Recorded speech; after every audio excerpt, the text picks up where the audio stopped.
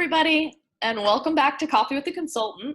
My name is Stephanie Essex, and I am a social emotional consultant at the Florida Center for Early Childhood. And I wanted to welcome you back on our journey talking about protective factors and building resilience. And so last week we talked about initiative, and this week I would love to talk to you about attachment and relationships. And I just love this topic. Attachment really is the strong, long-lasting bond relationship that a child has with a significant adult.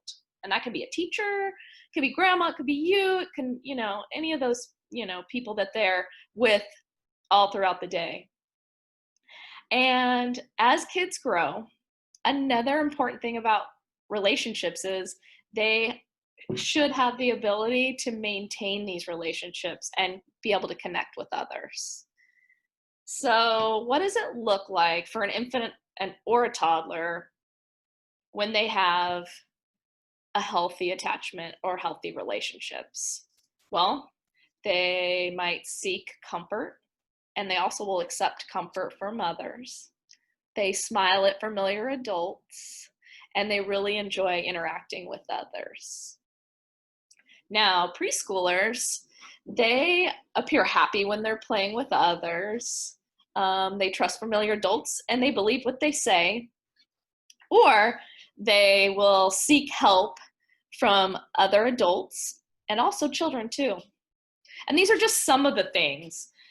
There's a long list of things that we look for, when kind of gauging the child's level of attachment relationships. So some things that you can do with your kids at home to help build attachment relationship skills would be building friendship skills. So I talked about this with initiative last week a little bit, and it's easier if a child has a sibling to learn what friendship skills are. And sometimes they still struggle. And so this is where you can step in and be a model and guide your child in ways that they can build relationships and build friendship skills. So it might be, helping the kids to model asking to play.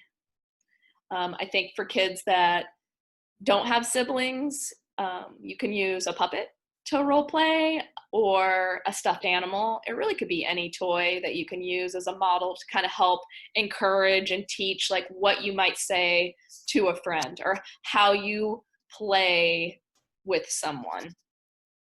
And another one that's really helpful is also modeling what a gentle touch is or what gentle affection is. And ways that you can do that for a baby or a toddler would be, smiling, doing little cooing noises, making eye contact with kids. That's really important. It helps them to make a better attachment because they're looking at the face, they're looking at the emotions, they're looking at the eyes. And also modeling hugs or gentle, pats on the back with spouses or family members, or if your child does like something really well, like a gentle high five or maybe a pat on the back. So that's really demonstrating what a gentle touch is. At the school, we pair kids together, and we found that to be really helpful when children are struggling with attachment and relationships. We will put them with somebody that has those really strong skills. And often the stronger peer will teach the one that maybe doesn't have as many skills how to be a friend, how to play appropriately. And so we found that to be super beneficial.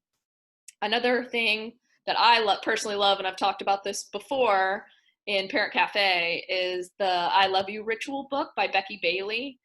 And it's such a cool book because it offers fun little games and finger plays and activities that are easy, and there's even songs but they're easy and simple, and it's ways that you can like interact with your child in a fun way. And some kids don't enjoy touch, and so it's really hard to do a cuddle or an do something affectionate to kind of help keep that attachment going.